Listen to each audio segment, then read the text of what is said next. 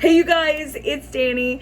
I am so excited to do this VR today because my friend Marlene Theresa, set up this tag, hashtag tarot to the extreme, and I thought it was absolutely brilliant. It was so much fun. I watched hers and then went to watch one or two others, and I was like, I have to stop. Let me do mine first so I can continue watching. That way I'm not swayed by anybody else, because there were so many good ones out there. So I'm going to link hers down at the bottom as usual. And let's just go ahead and go in. There are 7 different categories, and we'll talk about each of them as we go. But I'm all ready. It took me a hot minute, but I picked them out. I'm ready to go. Let's do it. All right. The first category we have is minimalist versus maximalist. So my most minimalist deck and my most maximalist deck. So as far as minimalist go, I chose the Mesquite Tarot. So this little deck, and let me kind of preface this, like, this is my most minimalist deck that is scenic, I guess is like the best way to describe it. So while this is still a scenic deck, it's not a pip deck, it is probably the most minimalist one that I have. It's very clear. I feel like the readings that I get from these are also very clear. It's like there's not a lot of noise in the deck. It's very plain and simple colors. There's really no distraction. It is what it is, and I feel like the readings that I get from it are just that. Like, it is what it is. There's no fluffy, there's no dramatics. It just is what it is, and that's probably my favorite part about this deck. And I've had this deck for so long that it just feels, I don't know, there is that comforting aspect of it, and that kind of knowing, right? And just I don't know, the simplistic way that it feels. Sometimes it needs to be clear. Like, the air needs to be clear, and this is the deck that I go to. So definitely my most minimalist. Maximalist, I would have to say Spirit Keeper's Tarot. And I know that might sound kind of crazy, but I think it's also the reason why I'm still not sure if this deck is for me. And that's a lot because not only is there busyness, there's so much going on in I mean, look at all of this. There is something going on in each and every part of this deck, of each and every image. There is so much crammed in here, and that's just really busy to me. There's a lot of noise, there's a lot going on. And while I appreciate the imagery and the symbolism and everything, the artwork and the thought process that went into this was insanity, I'm still not convinced if this is one for me, because there is so much to it that I feel like I'll never fully grasp. And I know it's like, well, just go with what you have and, use with what you've got, and that is well and good and beautiful, but my brain says this means something and I need to know what it means. My brain won't allow me to just read this one at face value, because I know there is so much to it. So that makes it a very loud deck for me, a very maximalist, because there is so much to this deck. It is meaty. It is like the biggest thing on the menu, right?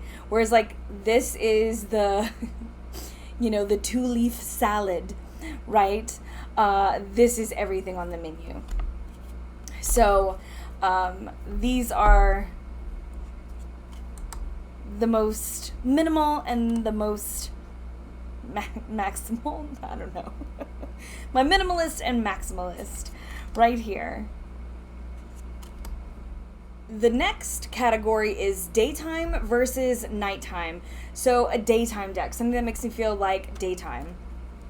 I chose Tarot de Carlotides because even though the backs are like dark and have the moon on them, The front is sunshine to me. It is bright, vibrant. It just puts me in that space of a sunny day. It feels a lot like summer to me. It feels like spring, so that just reminds me of the daytime. It's such a fun deck to read with. It's one that I do actually like to start my morning with.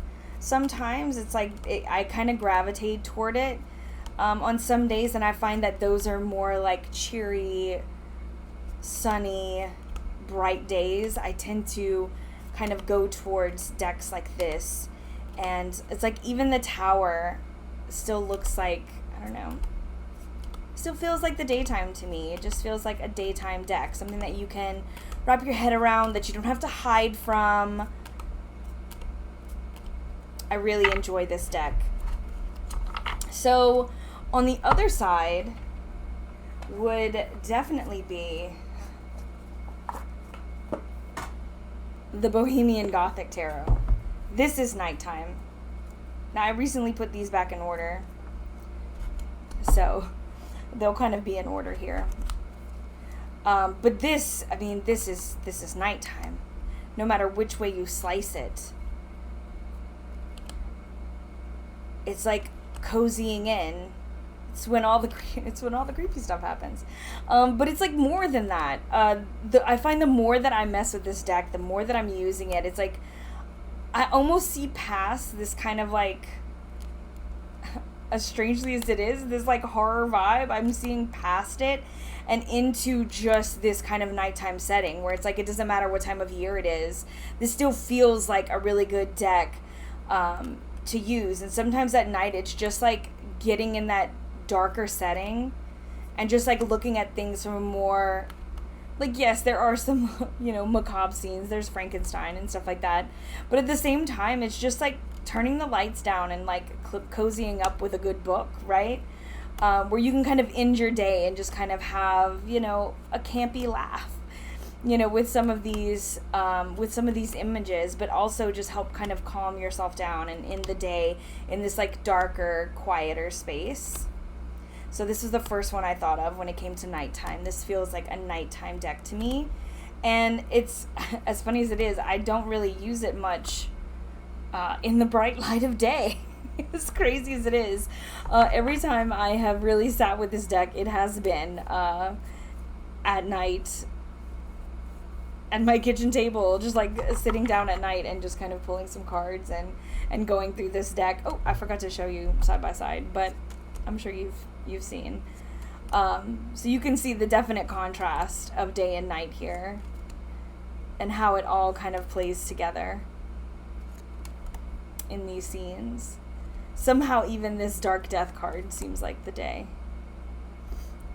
Next is Best Shuffle versus Worst Shuffle. Here we go. I have two decks, both of them are in bags. So my first Best Shuffle, like, I think this will be my first love. When it comes to shuffle, every time I think of like a good shuffle, I immediately think the Game of Thrones tarot. Like, don't even come for me. This is the first edition linen cardstock. Oh, I love it so much, you guys.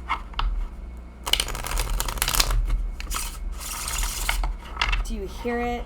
It's like a thick deck. Oh, I love it. It's like thick, but it's pliable. It's got this really, really great linen cardstock. It was just done so well. I've used the crap out of this, and the way you can tell is literally my own edging is starting to rub off because the cards look fantastic. And this is a mass market deck. Now, I know that they changed the cardstock, so sorry. I don't know. I don't know how good it is. I don't know if it's still like a linen finish, but I know there's not as much texture on it. I do know that for sure. The last time I had spoke to the artist of this deck, he had mentioned that they were changing it, and now you can see it a bit more clearly. You can see the images more clearly because of the graphic style that he draws in. However, you lose this sumptuous cardstock. It is, it's so yummy. It's so yummy. And like any way you shuffle it, any way you move it, like this cardstock moves, right? Like it moves. Oh, I love it. I love it. And this one hurts my heart to say. The worst shuffle, and like, I'm gonna be honest, it causes me not to use it as much as I really want to. That's the Medieval Europe Tarot. I freaking love this deck. I love this deck so much. I love it. I love it. It's got the best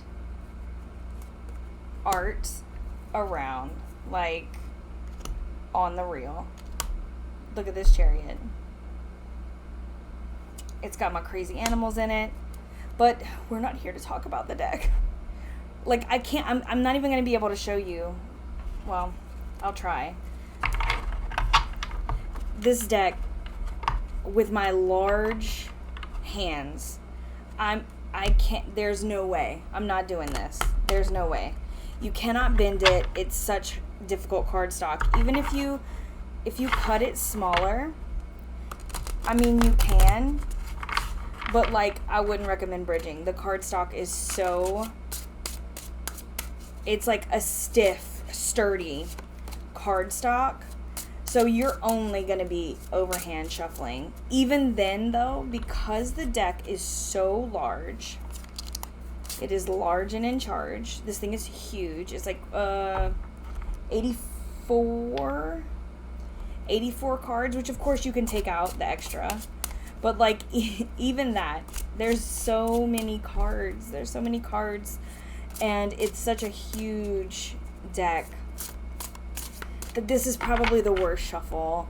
And it's such a lovely deck. Again, I love the images. Look at all the weird animals. Literally looks like my cat, y'all. I'm not even gonna lie. That looks like Sam. Which is why I keep it. Like, I keep it because I do adore the imagery. I adore it. And it's like, a part of me is like, well, maybe it's because I'm not breaking it in. You know, like, I'm not doing it enough. Can I soften this? But anyway, best shuffle, worst shuffle. Next up is confronting versus comforting. So my most confronting deck, I have a tarot, and then I have an honorable mention oracle, because I can't talk about confronting decks without talking about this oracle. So let's start with the tarot, and that is Tarot Avatara. You guys, oh, sorry. Listen, hold on, I'm still in process with this deck, so I'm not going to take all the cards out because I have them separated. I know. Because I have been working very heavily with this tarot. So, probably my most confronting, as crazy as it is Tarot Avatara, which is a Frida Kahlo deck. But there is so much. Okay, again, like like the Spirit Keepers Tarot, where there's just so much in there. There's the same in this, in a different way. Every little bit and piece that comes into this deck, from the mushrooms, the skulls, the veining, the birds, the sun, like, everything has a meaning. but it is done in such an artistic way and with a story that I understand and that I am aware of, that I know about, that I just really connect with this deck. But I feel like it pulls no punches. It is so in your face, and it's confronting. It really is. This is another deck where there's just no hiding from. There's no hiding, because there is like mental torment. There is emotional outpouring. It's very raw. It's very real. And I connected with it on such a deep level that I just find it absolutely intriguing. And there's just like layer upon layer. So I find it very much like when I do my readings with it, and right now I have it separated again. I went through the whole thing. I read with it, and now I've separated it again, and I'm going through all the like bits and pieces of like, you know, what the hornets mean and what the volcano means and what this, you know, I'm looking at the symbolism in a different way, because again, this is one of those decks where like I want to know all the different layers, so when I pull it, my intuition can go to exactly what it's trying to tell me. But even without that, even on the surface level with this one, it is such a powerful deck, and it just brings up so many different emotions. I feel like this is a very fiery and watery deck, if that makes any sense. It's like fire and water. It is pungent and powerful. It's a lot. It's a lot. And so with this, I want to talk about my most confronting oracle, and that is Reclaim Oracle. I will not pull this oracle out for anyone, even myself, unless I am sure that it can be handled and that I'm ready to hear what it says, and or the person that I'm talking with is prepared to hear what it says. Because what these keywords pull out, and what these images, as simple as they are, what they show and what they bring is intensity.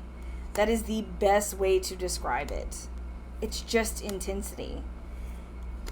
And as many beautiful cards as there are, you would be surprised how little they come out. You know, it's always stuff like defeat. You know, something crazy like rage. You know, there again, we're talking about emotional depths that a lot of tarot and a lot of art just can't bring about on its own, in my opinion. There has to be more to it. There has to be a story behind it, or an energy behind it, or an intent or purpose that someone has put into it. Like the intent and purpose of the Reclaim Oracle, there is that depth there. You can't just throw something like this together and it be deep. The person has to really put their heart and soul into it and really mean it. In the same way that I feel like Gabby did for Tarot Avatar, because like, yes, it is Frida's story, which in itself holds a lot of passion and heartbreak and tragedy. You know, there's pain and there's creativity. So that within itself is big, but you can tell her love for tarot and her love for the story of it is really what kind of takes over, because she creates a story within it. So that's what makes it bigger. That's what makes it more confronting, because you can put yourself in these places and in these situations, and that's what draws it out. So these are my most confronting decks. Now, my most comforting. I chose the Self-Love Tarot. So this deck, it's really surprising to me how comforting this feels. And I think it's because there's like soft, squishy bodies. There's no like harsh edges. Everything is just, there's like movement to everything. While of course I wish there were different color bodies, I do appreciate just like showing like warts and all. There are no distinct like let's make human looking perfect bodies. You know what I mean? I mean, it's human bodies, but you know what I mean. Like, they have trees growing out of them. Sometimes they have bird heads on them, and it's just this like openness, this freedom, where there's hair under the arms and on the legs. You know, some have wings. It's just kind of like a free and open place. I love all the little animals that they kind of have in here. The swans, all these birds. They don't have many male figures, but they do have one in the lovers. There's a few that look male presenting, although they have pants on. The female ones usually don't. But at the same time, like, there's just something about like the artwork that just feels soothing and like non-oppressive, I think it is. I think that has a lot to do with the way that the art has created all these watercolors that just kind of flow together. It's nothing too obstructive on the cards. There's a lot of flow. It's just, I don't know, it's soothing. It's soothing to look at. And I think that ombre of colors has a lot to do with that, in my opinion. And like having those like soft, squishy bodies to look at. I feel like that's often very comforting as well.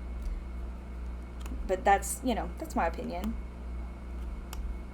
Like I said, I wish they were in different colors, but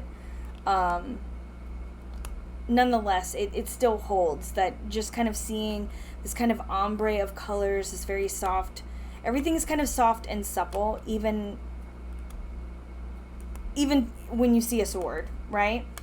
So that is my most comforting and my most confronting. Up next is everyday versus every so often.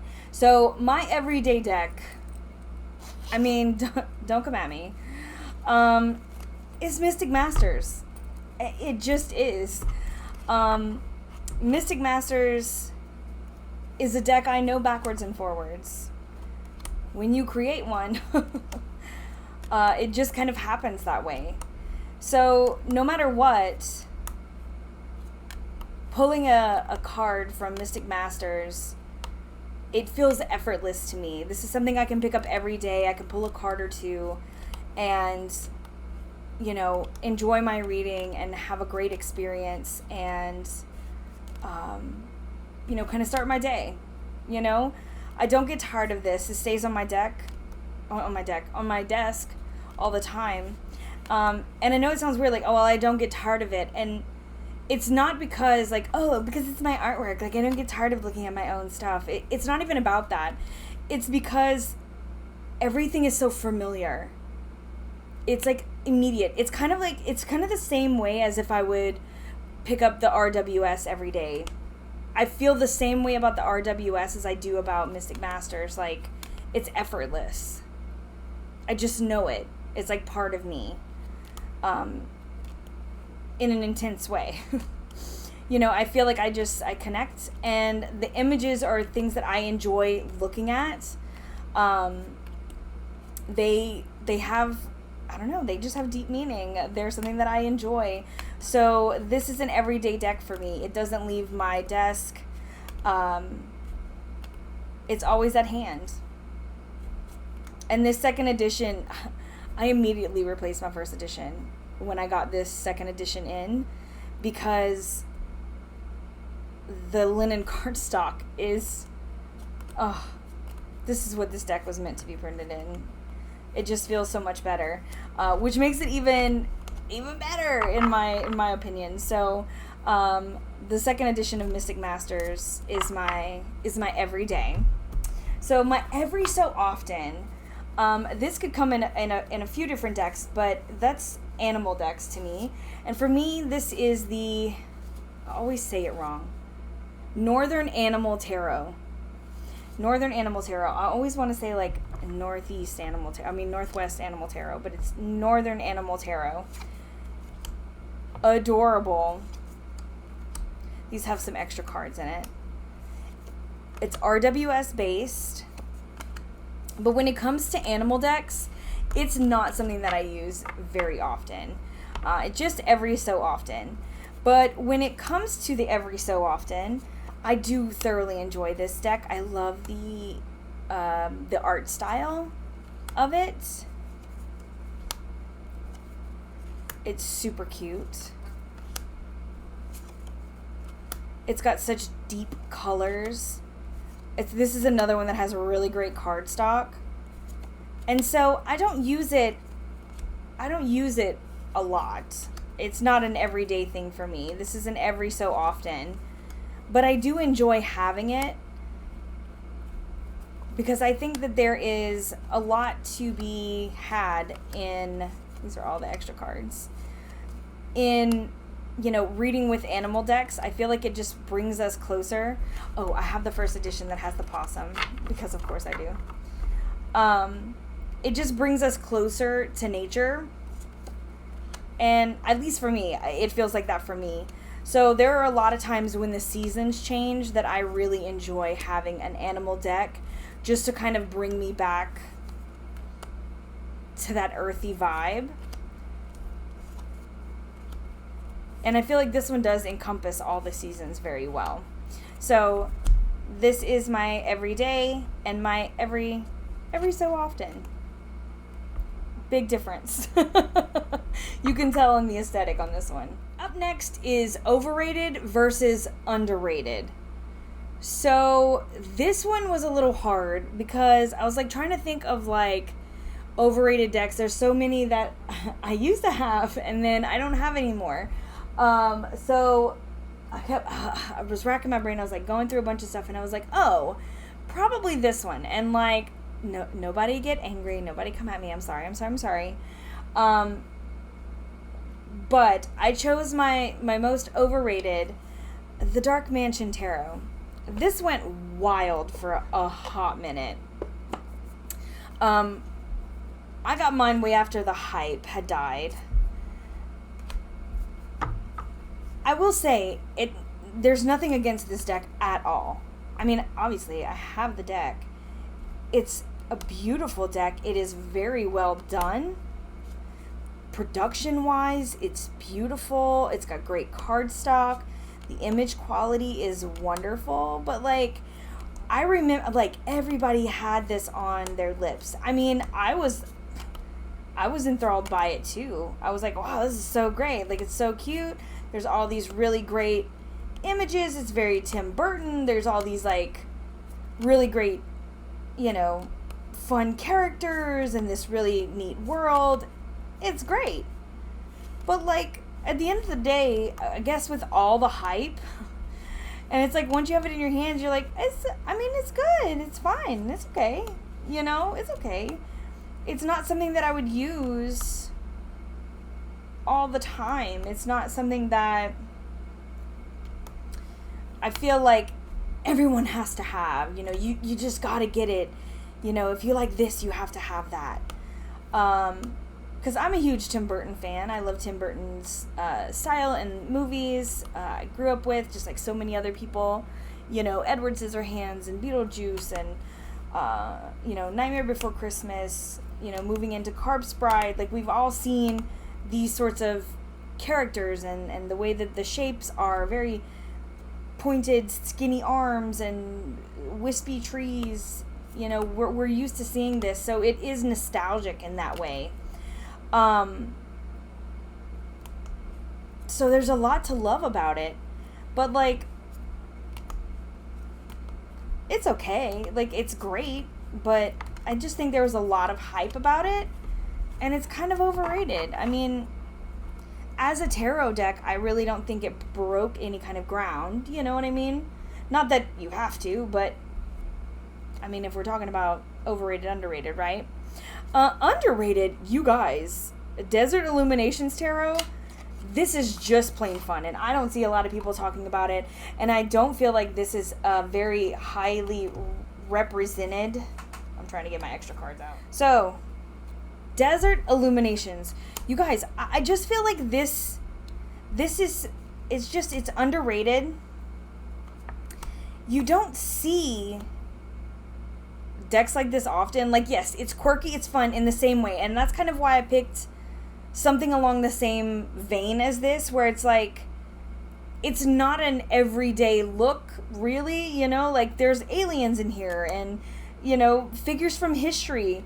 But at the same time, this is like the American Southwest. And I just don't find that this culture is represented all that often. And it's gorgeous. The images are beautiful and vibrant. We still have like some alien fun vibes, you know, to get that kind of quirk in that same way.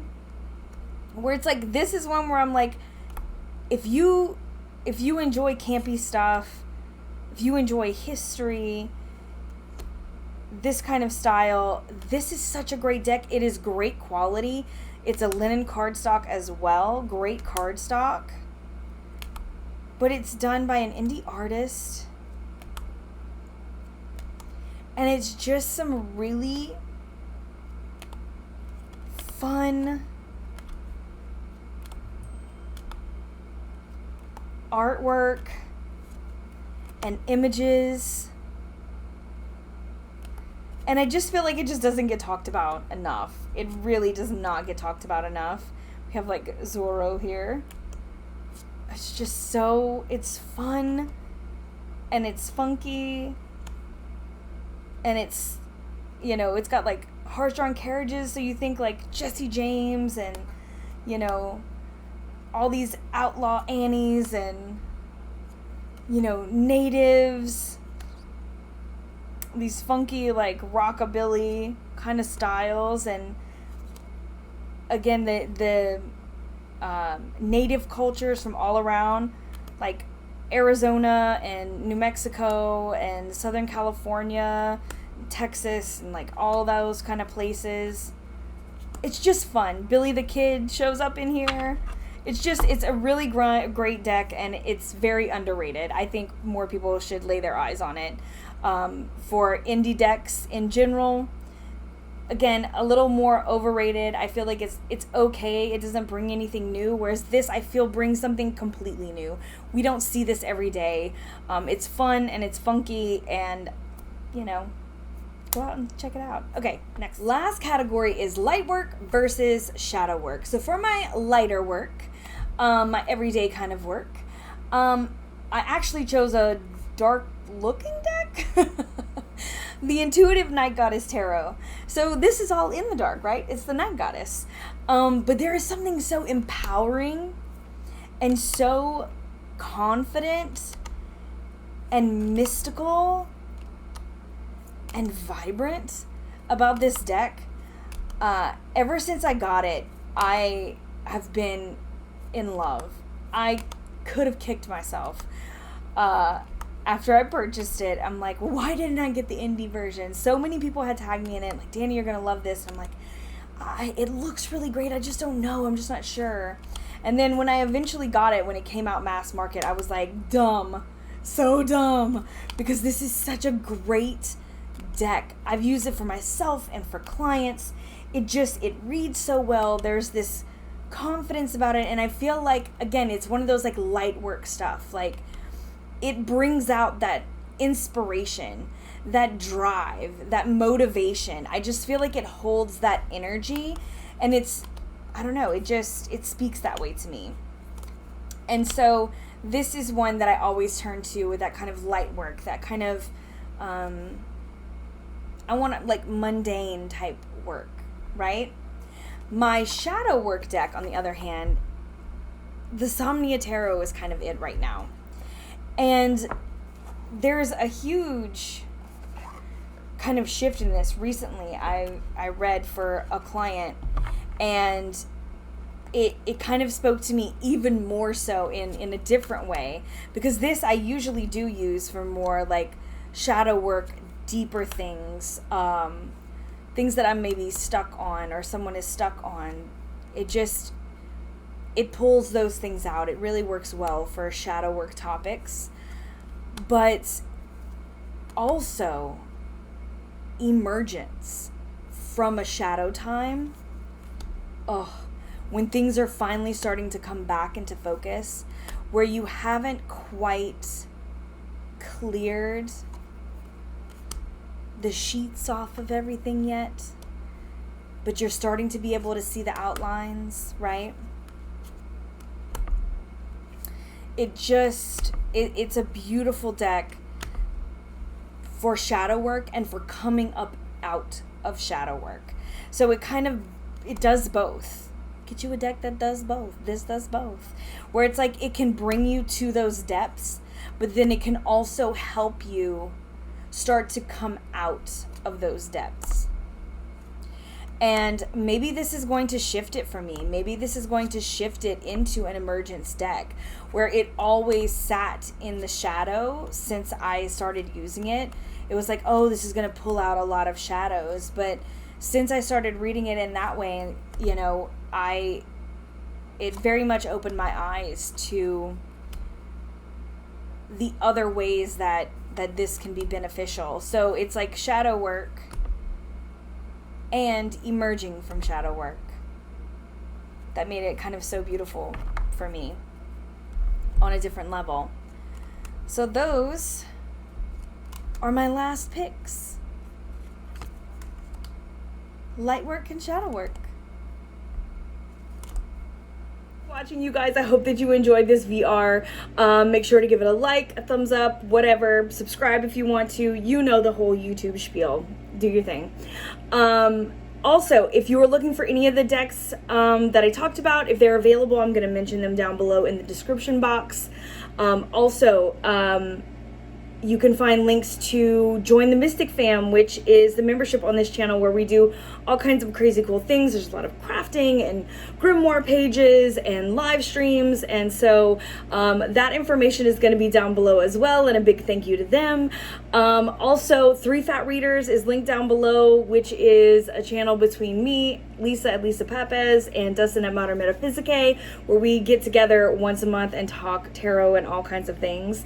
So that's down below. There's also where you can book a reading with me, my Etsy shop, my other socials, all kind of good stuff. So check out the description down below, and be sure to leave your comments. Let me know what you think, and we'll talk very soon. I'm sending you all my love. Mwah! Later, Gators.